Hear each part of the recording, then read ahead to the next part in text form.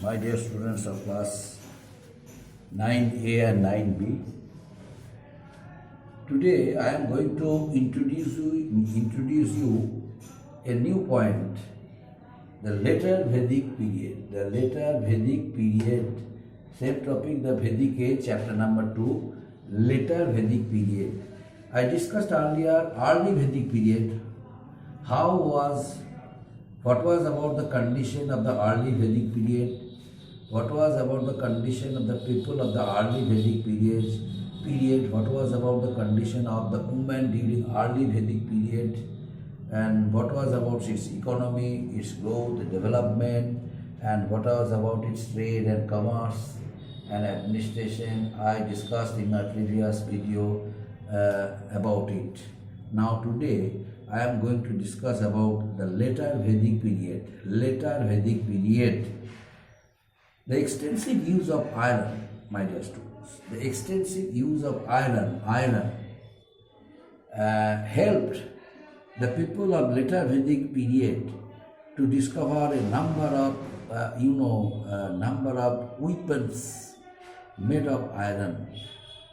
By this way, archaeologists discovered so many axes made of iron from the Gangetic Basin and from the Satluj, beside the river Satluj. So many axes made of iron they discovered, which proved that the people during the later Vedic age or later Vedic period, they all used extensive, they used huge quantities of iron, and with the help of excess made of iron, they cleared of forests in order to introduce human settlement. The forests were not of use to them. They realized it, they cut it, and then they started, they introduced their new settlement over there. And afterwards, the discoveries also, afterwards some archaeologists also discovered some important things like, painted grey items like black, red ware, and discovered 4 types of pottery items, and more than 700 PGW, 400 PGW means painted grey ware. PGW, the abbreviation is painted grey ware. They discovered, some archaeologists discovered 700 PGW means painted grey ware from the region.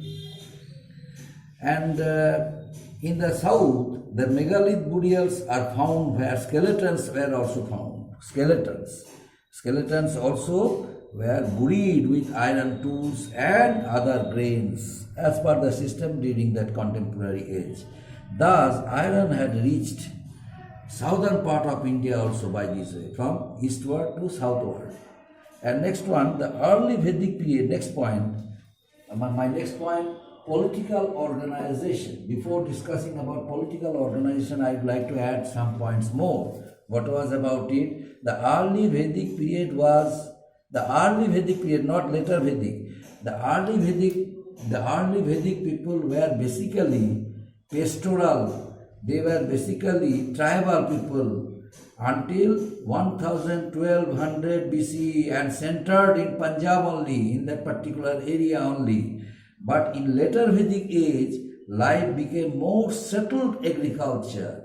The spreading eastward to the Gangetic plains. This period is considered to be the period of the composition of 3 later Vedas, and it was during the time from 1000 BC to 600 BCE. The Upanishads also were compiled. The Upanishads were also compiled in between 1000 BC to 600 BCE, and they focused on the importance of right belief, knowledge, and the relationship between the soul and the Supreme, means Almighty God.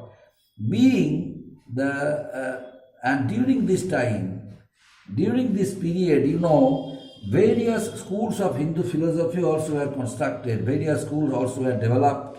Many literary works also were produced in the fields of grammar, grammar, poetry, astronomy, medicines, music, and astrology. These also were produced by different distinguished people during the later Vedic age. And the most important thing, that is the epics, the Ramayana and Mahabharata, were composed around this time, and thus the period also is known as epic age. This age, the early Vedic age, also is known as epic age. Why? Because the two most important epics of the Hindus, the Ramayana and Mahabharata, were composed during this age, around this time. That's why this age also is known as epic age.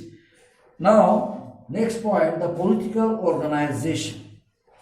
The political organization. The Aryans moved towards some of the chieftains and carved out, kingdoms called the Janapadas. The Aryans, came from Central Asia. Basically, they were barbarian tribal class people. They came from Central Asia and crossed the river Ganga and entered our country. And the time when they came, during the time when they came to India, they carved out a kingdom called the Janapadas. Some, a tribal group people also were divided into various groups from within the same circle of the Aryans, but Aryans ultimately united them. The Aryans ultimately got them united and made one large group of people, large community. This community was collectively known as, Mahajanapadas. First Janapadas and then Mahajanapadas. And the Kurus, during that time, the Kurus occupied, it is believed that during this period, the Kurus occupied the region around Delhi and named it Kurukshetra and declared their capital at Hastinapur. Declared Hastinapur as their capital. So Kaurava and the Pandavas belong to the same tribe, the Kuru. But the battle of Kurukshetra is believed to be held in about 950 BC, in the later Vedic period. The great battle of Kurukshetra was held in 950 BCE. And the king became an absolute ruler, being both the supreme commander of the army and the chief justice. He used the titles such as Samrat, Maharaja Dhiraja, etc., etc. He performed Rajsui sacrifice, he performed, Ashtamada Yajana to show his power. But Sabha and Samiti, Sabha and Samiti, these two, local administrative bodies also played an important part in the administration. They began to be dominated by the Brahmins. Which one? The Sabha and Samiti began to be dominated by the Brahmins. Brahmins controlled it because Brahmins obtained high respect in the society, and hence their suggestions, their advices also would come to an effect, and hence they also played an important role in the society. And apart from this, the king was assisted by minister. The king was assisted by Sanghihitri, who collected taxes and revenues. The structure of the entire structure of the administration, Sabha and Samiti played an important role. They began to be dominated by whom? By the Brahmins. And women had no dignity, no importance in the society. What dignity and what right the women obtained during the early Vedic age. The women obtained high respect in the society. They were allowed to take part in various yajanas, in various religious ceremonies. The women were allowed to choose their husband independently. The women also were allowed to, educated women also were allowed to recite the mantras during yajanas and religious festivals. But during later Vedic age, women had no importance in the society. Women had no obtained women had not obtained any right like the rights they obtained during the early Vedic age. And this is the reason Vedic period, that the divine right to kingship also began to get popular. The divine right of the king gained the divine right and was compared to the Almighty God. That means the king was the representative of the Almighty God. And it was only in the later Vedic period that the divine right to kingship began to get popular. And apart from this, Mahabharata, as per the system of the contemporary age and its age, Dhritarashtra, who was the head of the Kuru family, was denied to be the king of their state. Why? According to in the Mahabharata, one of the most important epics of the two epics, Mahabharata, Dhritarashtra was denied kingship. Why? Because he was blind. And according to Vedic tradition, a man with any physical inability, a man with any physical obstacle, a man with any physical handicap could not become king, even he was the last king's eldest son. Even if he was the last king's eldest son. According to that system, Dhritarashtra, the eldest son of the Kuru family, denied to be the king of Kuru family, of Kuru kingdom. And apart from this, that was another importance, the important matters that was very important, my dear students, that is the Aryans. What was about the role of the Aryans? The Aryans' role during the later Vedic period was very important, because the Aryans, they settled they introduced a new human settlement. They got a number of Janapadas involved with them and named it Mahajanapadas, and controlled the entire society, brought the people under their control, introduced a number of educational institutions, and encouraged the people to learn new subjects, new concepts of different subjects, different streams. At the same time, they also allowed the Brahmins, because Brahmins gain high respect in the society. That's why they also allowed Brahmins to see and look after the two, separate administrative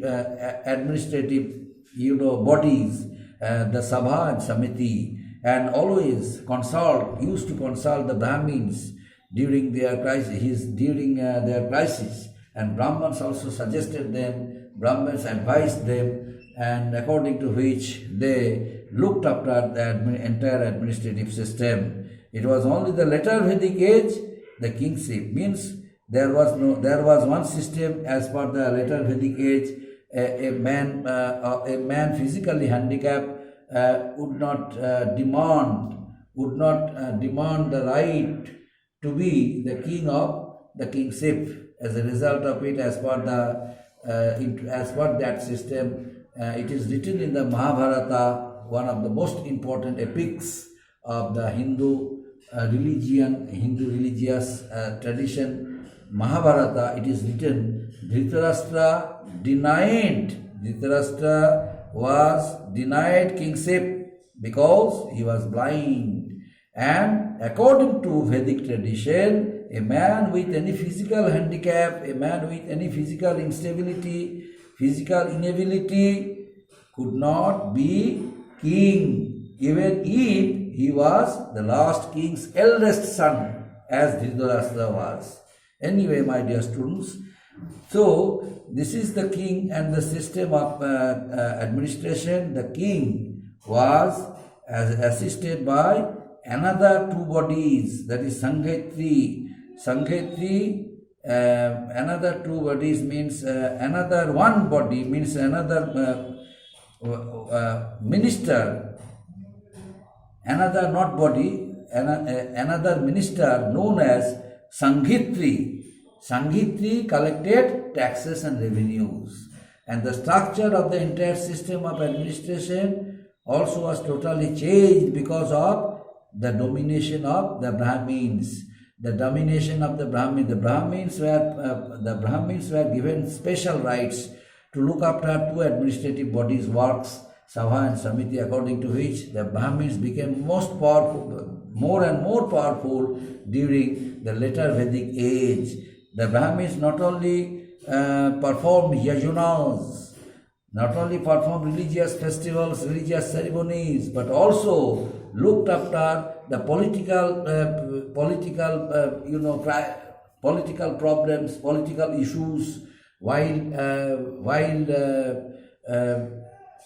looking after the works of the two administrative bodies, the Sabha and Samiti, the right which was given to them by the kings. So this approval of Sabha and Samiti made the Brahmins very much powerful, and they played an important role in the society during the later Vedic age. And it was only the later Vedic age that the divine right to kingship began to get popular. Divine right, they compared to the representative of Almighty God. The divine right to the kingship began popular. And another thing is that the kings open and then performed it. What was about it? Rajsui sacrifice and Yashwamedha Yajona. In order to prove their stability, in order to prove their power, in order to prove their political supremacy and superiority, they performed Rajsui sacrifice and Yashwamedha Yajona to exhibit his or their powers. By that way, the king became very powerful. The king not only became powerful but also declared themselves to be the representatives of the Almighty God, and allowed the Brahmins to be a part of the administration. As a result of it, the Brahmins also became very powerful during the later Vedic age. Apart from this, one of the most important parts which I discussed, the women had no importance in the society. During the later Vedic period, the women could